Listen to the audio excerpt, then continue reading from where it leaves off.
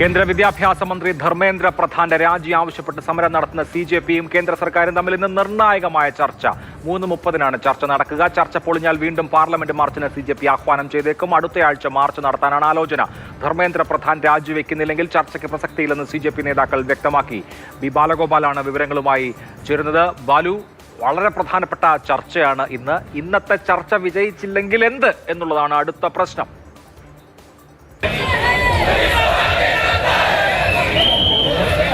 Jantar മന്ദറിൽ cockroach Janata പാർട്ടിയുടെ പ്രതിഷേധ സമരം തുടരുകയാണ്. ഇന്ന് ശനിയാഴ്ചയാണ്, അതുകൊണ്ട് തന്നെ വലിയ തിരക്കാണ് നമുക്കിവിടെ കാണാൻ വേണ്ടി കഴിയുന്നത്. ശനിയാഴ്ചയും ഞായറാഴ്ചയും വലിയ തിരക്കുകൾ ഉണ്ടായിരിക്കുമെന്ന് നേരത്തെ തന്നെ പ്രതീക്ഷിച്ചിരുന്നു.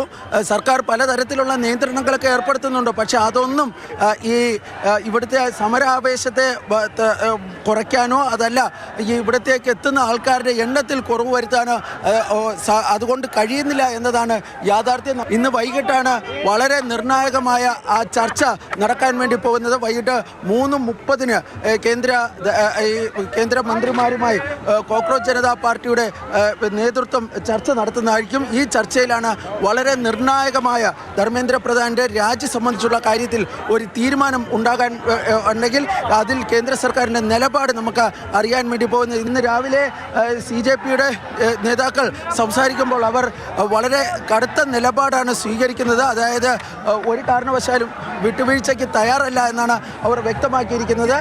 ഏതെങ്കിലും കാരണവശാൽ ഈ സർക്കാർ തങ്ങളുടെ നിലപാടിൽ വിട്ടുവീഴ്ച വരുത്തിയില്ല എങ്കിൽ സമരം കൂടുതൽ ശക്തമാക്കുമെന്ന് CJP അറിയിച്ചിട്ടുണ്ട്. ഇവിടേക്കുണ്ട ഭക്ഷണ സേവനങ്ങൾ ഉൾപ്പെടെ തടസ്സപ്പെടുത്തുന്നതിനുള്ള ഒരു സംവിധാനങ്ങളും അല്ലെങ്കിൽ ഒരു നടപടികളുമൊക്കെ സർക്കാരിൻ്റെ ഭാഗത്ത് നിന്ന് ഉണ്ടായിട്ടുണ്ടായിരുന്നു. പക്ഷേ അതൊന്നും കൊണ്ട് ഈ ഇവിടുത്തെ ആവേശം കുറയ്ക്കാൻ വേണ്ടി കഴിയുന്നില്ല എന്നതാണ് ഈ കാഴ്ചകളിൽ നിന്ന് നമുക്ക് വ്യക്തമാകുന്നത്. പക്ഷേ ഞാൻ നേരത്തെ സൂചിപ്പിച്ചതുപോലെ തന്നെ 3:30-നാണ് നിർണായകമായ ആ ചർച്ച.